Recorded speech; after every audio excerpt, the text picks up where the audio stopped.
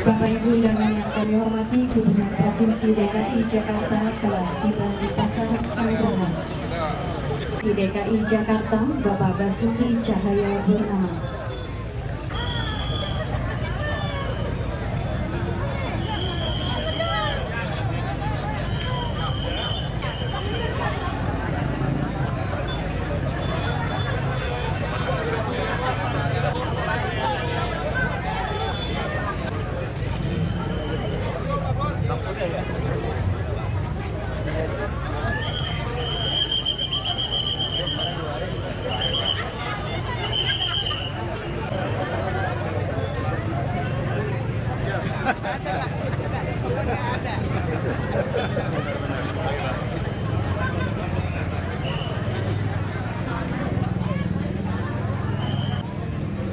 Puji dan syukur kita panjatkan kehadiran Allah Subhanahu wa Ta'ala, Tuhan yang Maha Acara peresmian Pasar Pesanggerahan Jakarta Selatan.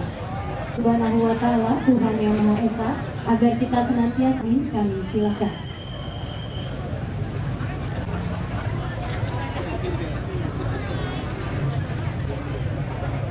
Assalamualaikum warahmatullahi wabarakatuh. Seluruh para undangan, marilah sama-sama kita mohon kepada Allah Subhanahu wa Ta'ala selalu membawa keberkahan dan ridho dari Allah Subhanahu wa Ta'ala, dan selalu ada naungan dan pertolongan dari Allah Subhanahu wa Ta'ala. As'aluka salamatan fid din wal afiyatan fil jasadi wa ziyadatan fil rizqi halalan thayyiban mubarakan taubatan qabla al maut wa rahmatan indal. Ya Allah, ya Tuhan kami, pada pagi hari ini kami berkumpul. Yang saya hormati Pak Dinas, nggak dari Wika maupun dari PT apa tuh, tentu saja Ketua Pengawas Pak Handaka, Dirut, Pak Arif, dan seluruh jajarannya. Assalamualaikum warahmatullahi wabarakatuh. Tahun depan tiap tahun saya beli 20%. Pasti si pabrik langsung menjualnya murah. Nah, si Pasar Jaya tidak boleh mengambil untung terlalu besar. Berapa persen saja lah untuk bisa operasional, langsung bolpen ini dijual ke pedagang di pasar kita, sehingga kita memotong semua jalur distribusi. Jadi Bapak Ibu yang dagang ini akan mendapatkan barang langsung dari pabrik. Kalau langsung beli nggak bisa, karena volumenya kekecilan kalau per toko. Tapi kalau kami yang beli, tentu volumenya besar. Tapi kami juga tidak sembarangan bisa dibeli orang, hanya pakai kartu anggota Pasar Jaya yang harus beli. Nah, kalau ada untung, perlu bayar nggak tiap bulan? Ya harus bayar, namanya juga gotong royong kan. Nanti yang udah mampu, udah bisa untung, udah rame, kita minta dia bayar. Nanti kalau yang belum mampu, ya kita akan bantu subsidi. Dari barangnya murah, pinjam uang banknya juga murah. Bank DKI, saya kasih permintaan saya, tolong bantu pedagang kecil ini 1 triliun setahun. Nggak sanggup. Bukan dia nggak sanggup, nggak ada uangnya. Dia ada uang. Dia cuma mampu menyalurkan 300 miliar. Saya tanya kenapa? Yang mau dipinjemin nggak jelas siapa katanya. Kenapa nggak jelas? Karena para pedagang kita itu atau Bapak Ibu yang usaha kecil tidak pernah menaruh uangnya di bank. Makanya saya paksa pedagang kaki lima di jalanan pun sekarang dengan UMKM harus punya kartu bank dan nyetor uang ke bank. Saya lagi minta Bank DKI untuk menggerakkan ibu-ibu jadi tukang tagih pakai edisi, karena pedagang PKL sampai malam dagang uangnya kan bank udah tutup. Mau nyetor kemana? Besok pagi dia mulai jualan, banknya juga belum buka. Nah, kalau ada ibu-ibu tukang nagih nyetor ke ibu-ibu, ibu-ibu bawa uang itu nyetor ke bank dengan bukti langsung edisi komputer gitu, elektronik data apa tuh, capture istilahnya ya. Punya seperti ini, tentu semua uang hasil kerja Bapak Ibu walaupun tukang gerobak sayur itu akan masuk ke bank. Waktu masuk ke bank, kami tahu arus kas keuangannya. Orang ini besar pasak daripada tiang atau bukan, ya kan? tukang beli handphone apa bukan, dapat uang buat modal apa bukan. Di situ kami bisa nilai orang ini jujur atau tidak. Nah kalau dia jujur, pedagang misalnya nasi lontong, gerobaknya udah jelek, kita mungkin berani kasih dia 5 juta buat modal, mungkin 10 juta, mungkin anaknya bisa langsung usaha lagi. Nggak ada di dunia perbankan mana yang pinjam uang 5 juta lalu dapat gerobak aluminium 7 juta. Ada nggak itu cerita kayak begitu? Nggak ada. Itu baru ada di pemerintah. Jadi kita akan berikan aluminium gerobak yang baik 7 jutaan itu Pak ya, 7,8 juta stainless steel. Kita udah dimakan cacing, itu gerobaknya belum karat juga karena full stainless steel. Jadi istilahnya kalau dia nggak mau pakai lagi, dia kasih anaknya, menantunya mau dagang. Saya ingin di Jakarta ini semua orang harus bisa dagang, harus ada usaha. Tapi kalau nasibnya memang jadi kuli gimana? Nah ini pertanyaannya ini. Kalau jadi kuli, Bapak Ibu pilih jadi kuli, jadi pegawai, gaji 5 juta, tetapi biaya hidupnya 4,99 juta, atau gaji 3,5 juta, biaya hidupnya hanya 2,5 juta. Ya saya mending pilih gaji 3,5 juta, asal biaya hidup saya hanya 2,5 juta. Nah gimana caranya biaya hidup Bapak Ibu kami tekan? Itulah sembako yang akan dibuat dari Pak Arif, Pasar Perkulakan, Keramat Jati. Nanti saya harap tiap lokasi ada, sehingga para pedagang membeli bahan-bahan sembako itu langsung harga pabrik. Apa itu sembako? Bukan cuma beras udah relatif baik. 5 tahun terakhir harga beras relatif kami bisa kendalikan. Di Cipinang kami sudah punya mesin untuk moles, bikin putih, nyampur, patahan berapa, sudah ada mesinnya. Dengan produk food station. Saya harap 2 bulan ke depan kami sudah bisa packaging juga untuk gula. Termasuk proses gula yang kuning, yang mau putih, kita udah ada prosesnya.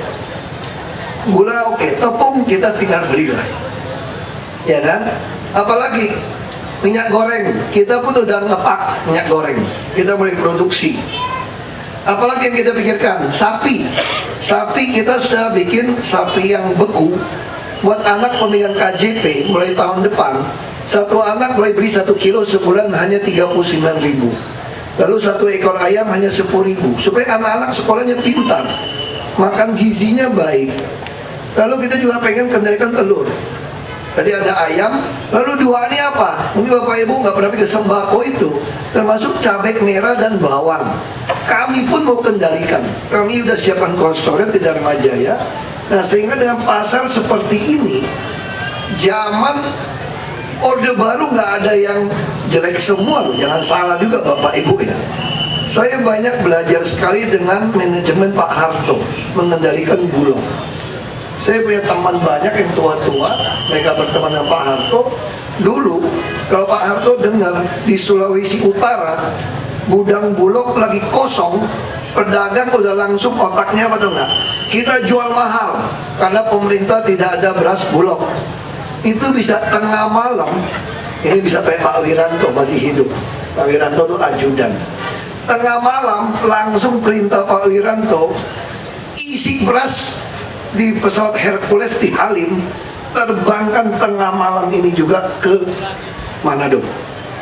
Begitu besok pagi, undang semua pedagang beras, lihat itu gudang Bulog. Mereka kan dapat informasi nggak ada beras kan. Begitu pagi lihat gudang Bulog penuh, berani nahan barang nggak kira-kira? Langsung ciut hatinya. Nah ilmu ini yang saya contek kemarin. Makanya lebaran kemarin beras nggak naik. Saya bilang sama pengusaha, saya punya 200.000 ton beras.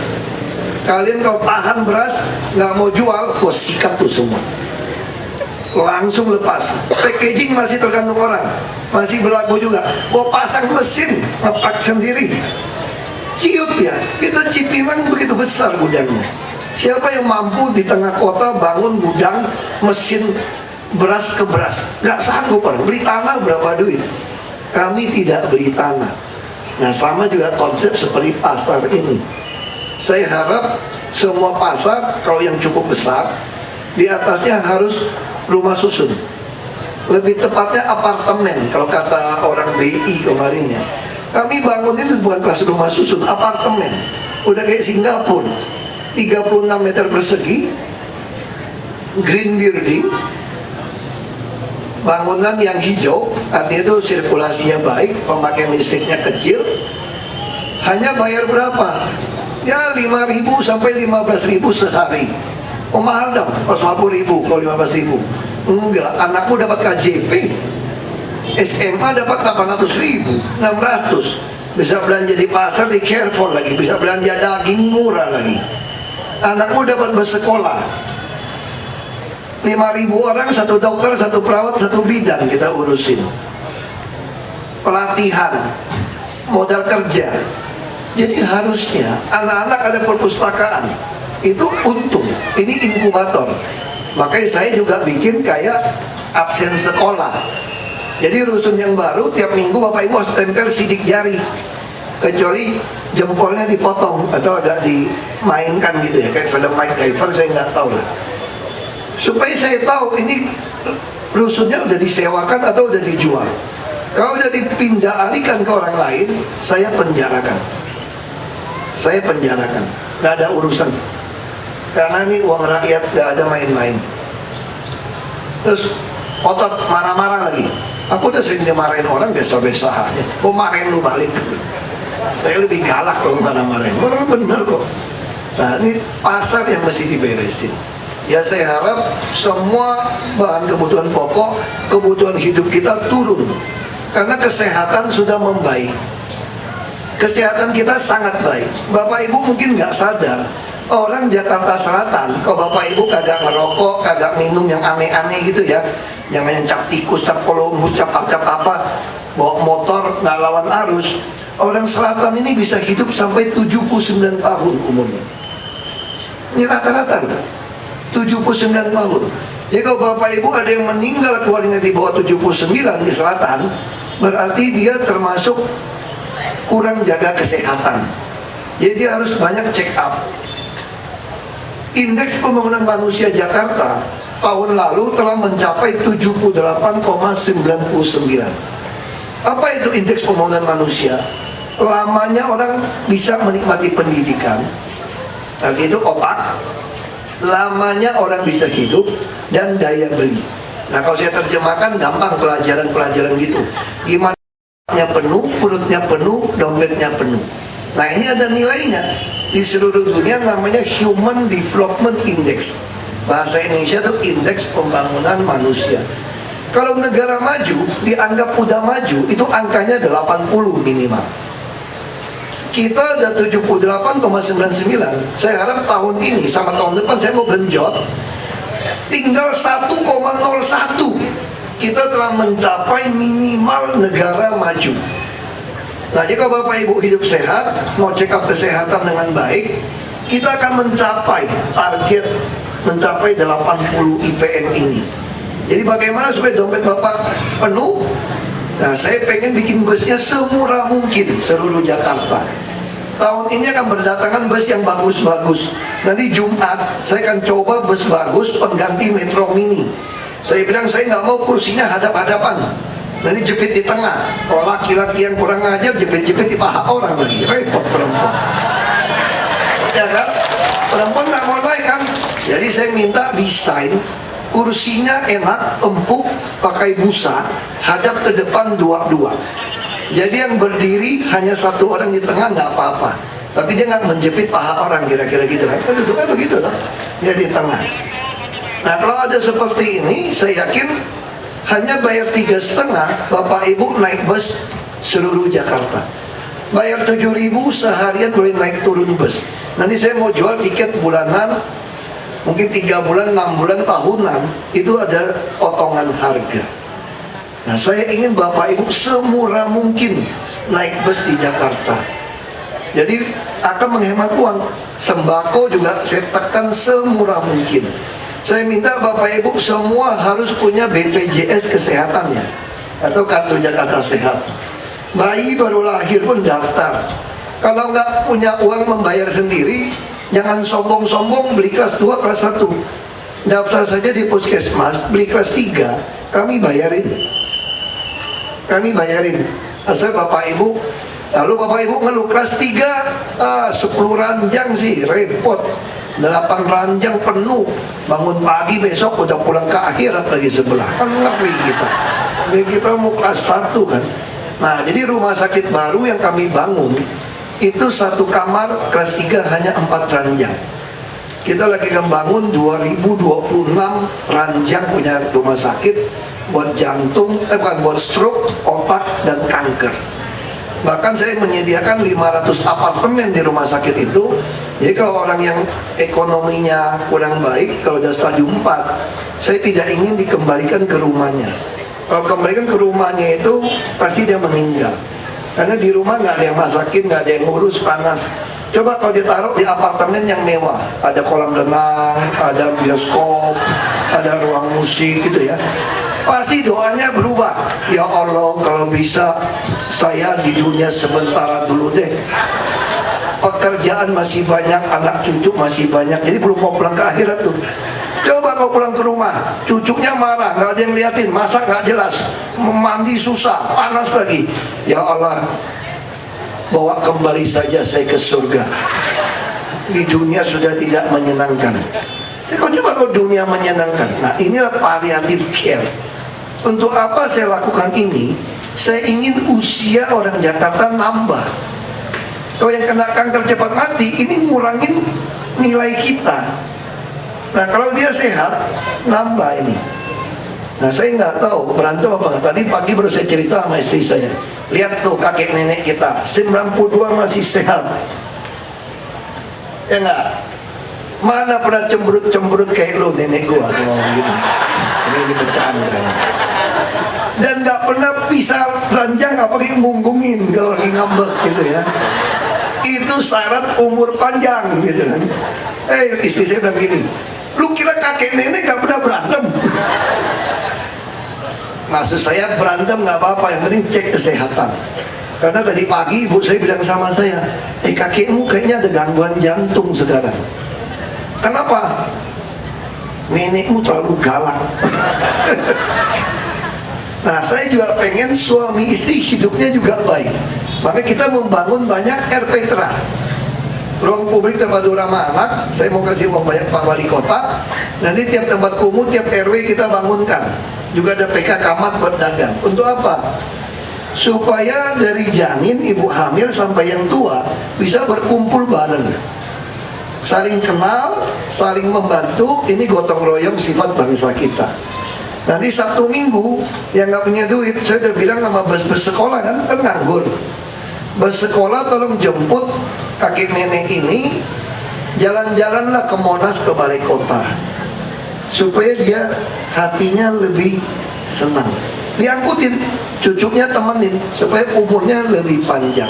Ya, saya harap Bapak Ibu semua otaknya penuh, perutnya penuh, dompetnya penuh. Tambah kan, ingatnya kan? Jadi otak penuh apa? Sekolahnya baik, budayanya baik, dikembangkan, agamanya juga mesti baik. Tingkat kebagian baik. Lalu perut penuh, sehat, boleh makan apa saja, mau duren, mau kambing guling, semua boleh. Mau sop kaki kambing, semua boleh. Dompet penuh, semua mengerti. Yang penting hidup harus seimbang. Ya, jadi istilah kalau dalam agama Islam, bagaimana menyeimbangkan hablum min Allah, hablum min anas. Nah, itu supaya ngerti itu. Ya kan? Kalau dalam Pancasila, gimana menyeimbangkan ketuhanan Maha Esa dengan keadilan sosial. Kalau orang Kristen Katolik bilangnya apa? Gimana mencintai Tuhan Allahmu, juga mencintai sesama manusia. Jadi ini dua hukum ini semua nggak ada yang bertentangan dengan Pancasila.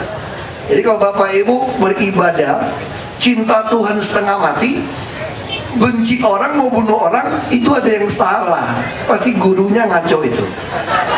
Suruh belajar sama saya gurunya kalau gitu. Nanti saya ajarin. Jadi kalau orang makin cinta Tuhan, harusnya makin cinta sesama. Tapi kalau cinta sesama melulu kagak cinta Tuhan, itu pasti tukang selingkuh. Jadi hati-hati itu. Cinta melulu ketemu sama orang cinta aja, sama Tuhannya kagak, itu juga bahaya. Jadi mesti seimbang ini, ya. Karena tadinya udah terlalu panas, nanti saya hitam, saya berhenti sampai di sini. Terima kasih. Provinsi DKI Jakarta.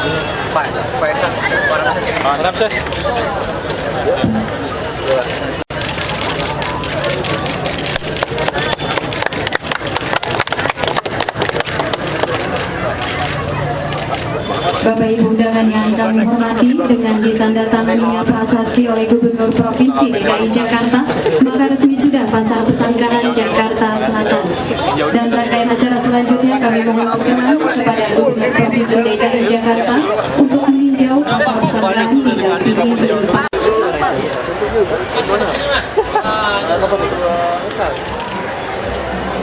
Bagus nih, mudah-mudahan udah dagang Bapak keluar. Cobain kacamatanya dong Pak, Pak Ahok. Cobain satu dong Pak.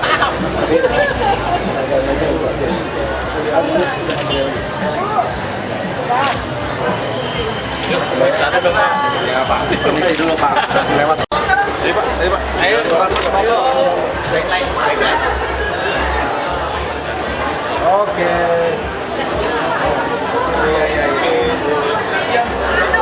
Oh, foto-foto. Awas sambil jalan, gantungan. Ayo sambil jalan Bang.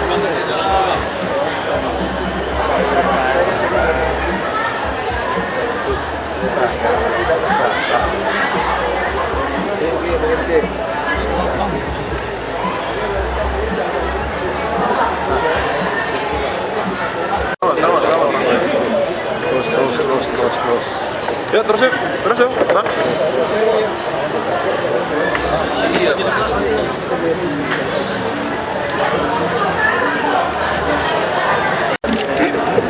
Oke. Nggak apa-apa buat contoh kalau belanja jadi tinggal nggak usah jadi Ayo Bang. Awas. Bener-bener awas. Ayo Bang. Iyalah. Bukan ada ini namanya.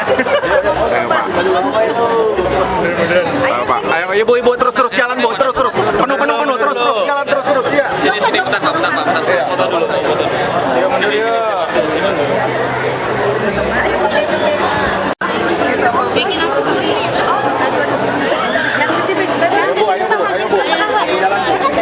Bikin sendiri. Ada 200.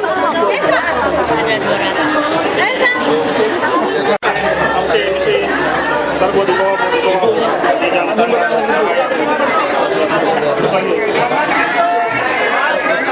Turun, kagak muat. Terus.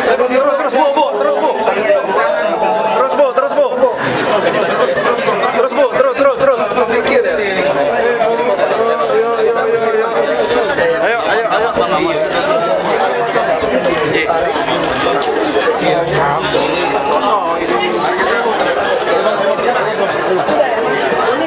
Bu. Jangan maju lagi Bu.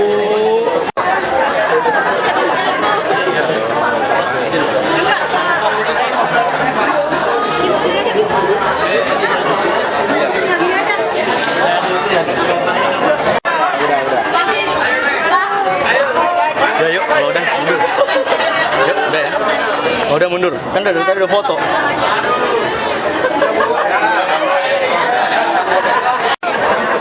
Oh ya boleh ya Pak.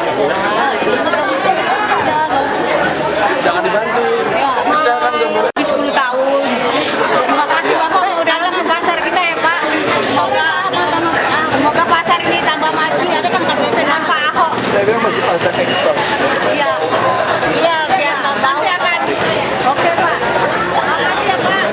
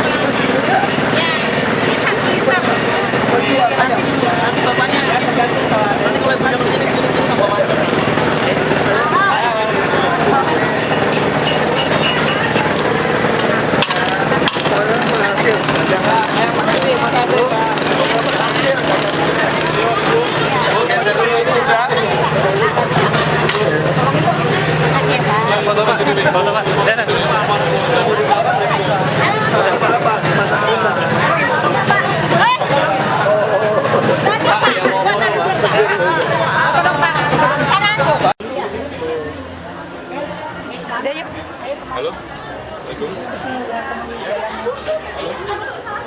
pasar Sanggrang bang, siapa bang?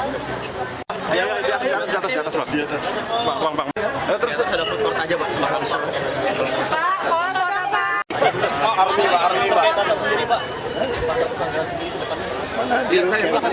Nah, ini jawab nih di root yang atur. Ya gimana pak? Ya jadi sebenarnya nih kita sengaja mengundang Pak Gubernur juga sekaligus juga jadi tahu kondisi pasar kita seperti apa.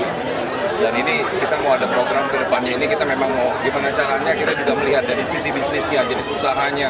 Kemudian program marketing kita seperti apa nantinya ke depan. Dan ini kan kita perlu ada sesuatu entertainment di sini atau kemudian hal yang tematik yang tadi Pak Gus sampaikan itu yang kita harus konsisten kita adakan di sini. Nah ini food courtnya juga kan kita di atas, cuma waktunya memang mepet banget.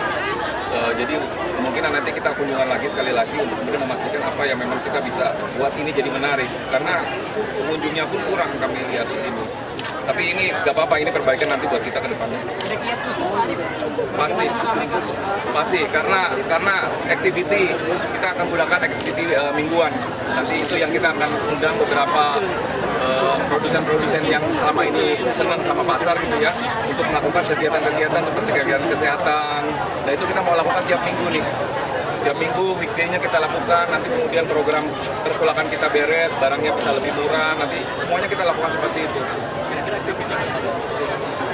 Kita mau buat meriah supaya pembeli ini masuk. Jadi kita caranya lagi kita pikirkan supaya pembeli ini masuk. Karena berapa tahun itu dibangun ini Pak? Ini 6,8 miliar. Banyak programnya dari yang 10 sampai 2017 20. Jadi ada 30 lokasi pasar lagi. Kita lihat dari tipikalnya nanti, zoningnya kita lihat, komersial zoningnya kita lihat, nanti kita lihat gimana tipenya pasarnya nanti bisa hidup.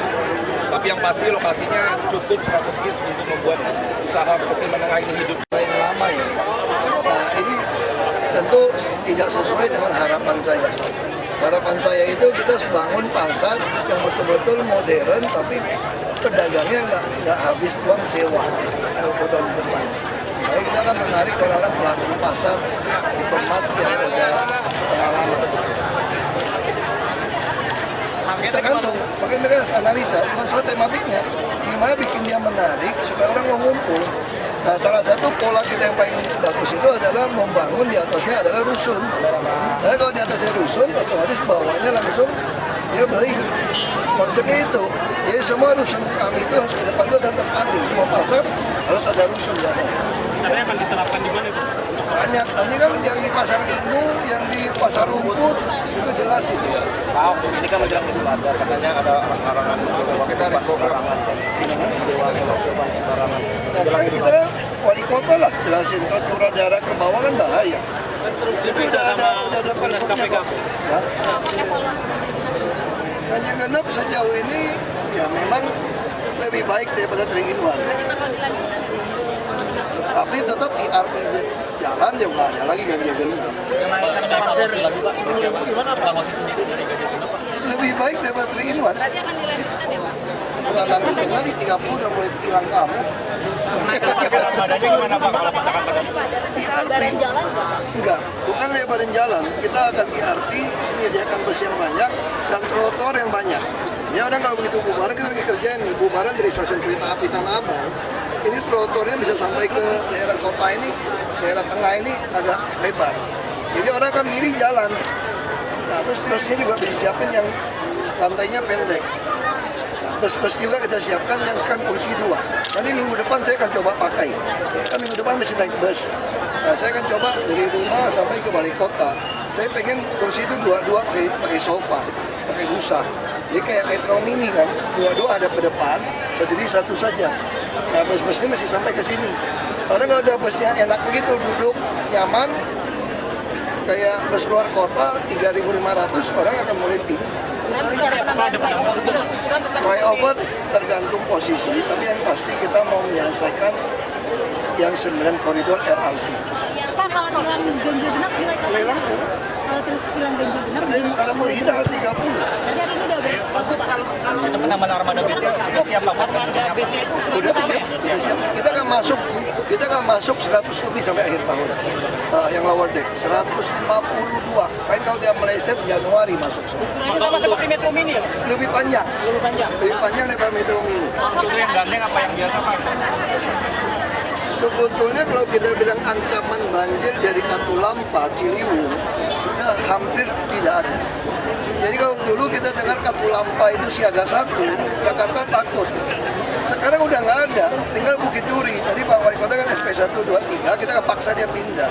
Kalau Bukit Duri kita selesai sheet pile, nggak ada cerita lagi siaga 1 Katulampa kita deg-degan. Saya tanya aja orang Jakarta, kamu lihat pintu Manggarai, pernah nggak ada siaga 1 lagi Manggarai hari ini? Nggak pernah lagi.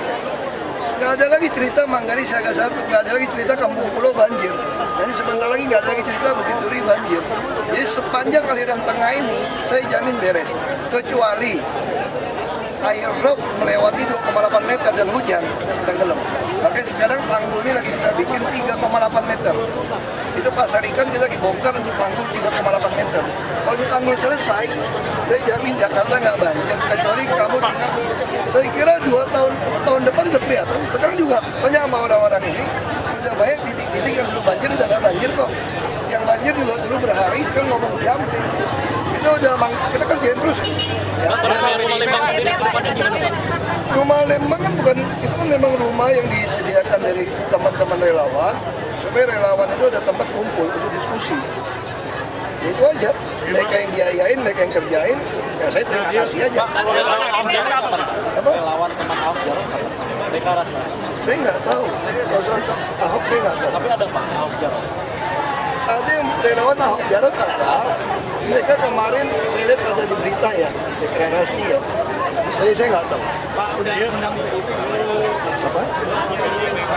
Siapa? PDIP kenapa? Enggak, kan PDIP kita udah, saya kan dicalonin PDIP waktu Pak Jokowi. Kalau sekarang Pak, jadi Saya kan masih menjalankan program PDIP sebetulnya Pak Jokowi. Masih kan? Pak PKB akan mendorong Bapak Uno dengan Pak Ibu Sylvi bagaimana? Ya, minimal Bu Sylvi kalau dia mau kan keluar satu deputi, ada lowongan deputi yang lain. Raya teman-teman.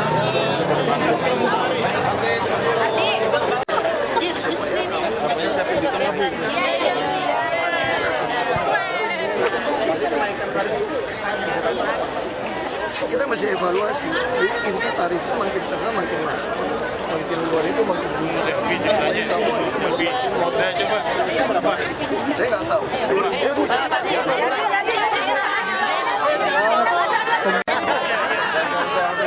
Gantian sorry Pak.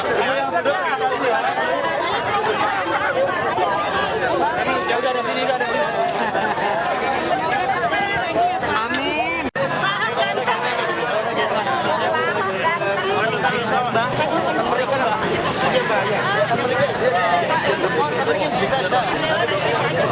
Monggo.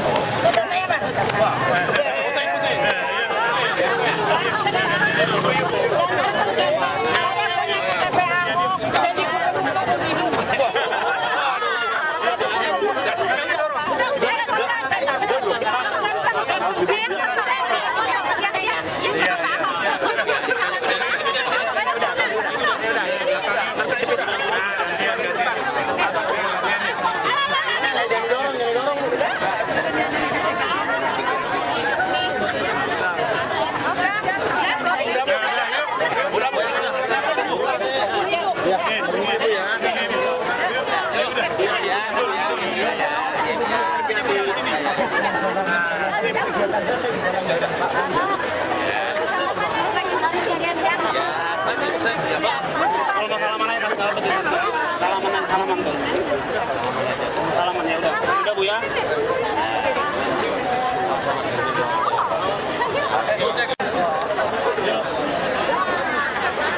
Jangan sewu Bapak. Isi.